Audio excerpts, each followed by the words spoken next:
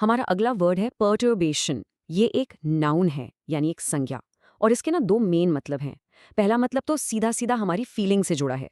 वो जो बेचैनी, चिंता या घबराहट होती है ना, उस मानसिक अशांति को ही पर्टर्बेशन कहते हैं। और दूसरा मीनिंग थोड़ा साइंटिफिक है। मतलब जब कोई भी सिस्टम या कोई चीज़ अपने नॉर्मल रास्ते पर चल रही हो और कोई बाहरी चीज़ आकर उसमें गड़बड़ कर दे, उस डिस्टर्बेंस को भी पर्टर्बेशन कहते हैं। चलिए देखते हैं इसे एक सेंटेंस में कैसे यूज करते हैं।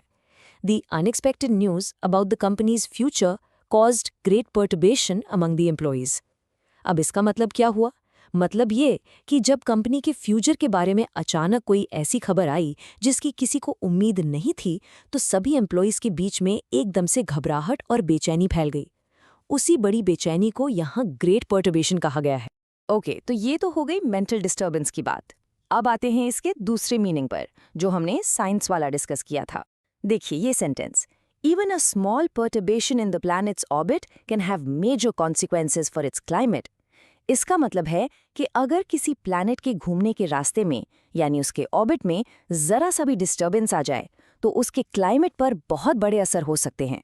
तो यहाँ पर्टर्बेशन का मतलब है उसके नॉर्मल पाथ से थोड़ा सा हट जाए। और पता है क्या, ये जो आइडिया है ना किसी सिस्टम में डिस्टर्बेंस का, ये सिर्फ साइंस तक ही लिमिटेड नहीं है। इसे हम इकोनॉमी जैसे टॉपिक्स में भी यूज करते हैं। जैसे कि ये एग्जाम्पल देखिए, the new government policy created a significant perturbation in the countries economic stability. यानी गवर्नमेंट की जो नई पॉलिसी आई उसने देश की इकोनॉमिक स्टेबिलिटी में एक सिग्निफिकेंट यानी काफी बड़ी उथल-पुथल पैदा कर दी। तो देखा आपने कैसे एक ही वर्ड अलग-अलग कॉन्टेक्स्ट में कितने आराम से फिट हो जाता है। आप शायद न्यूज़ देखते होंगे तो मार्केट पर्ट्यूबेशन जैसा टर्म जरूर सुना होगा। ये कोट इसे बिल्कुल साफ कर देगा। Market perturbation is often driven by investor anxiety rather than fundamental economic changes. बहुत इंटरेस्टिंग बात है ये कोट कह रहा है कि मार्केट में जो उथल पुथल होती है वो अक्सर इन्वेस्टर्स की बेचैनी यानी उनकी एंजाइटी की वजह से होती है, न कि इकोनॉमी में आए असली बदलावों की वजह। चलिए अब जल्दी से इसके कुछ सिनोनिम्स यानी सेम मीनिंग वाले वर्ड्स और एंटोनिम्स यानी इसके ऑपोजिट वर्ड्स देख लेते हैं। तो इसके सिनोनिम्स हैं डिसरप्शन, एजिटेशन, डिस्टर्बेंस, डिसऑर्डर। ये सभी वर्ड्स गड़बड़ी, बेचैनी या उथल-पुथल की तरफ इशारा करते हैं।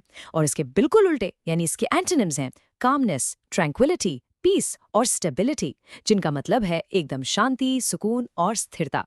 बस आज के लिए इतना ही। मिलते हैं नेक्स्ट वीडियो में। Happy learning. Bye bye.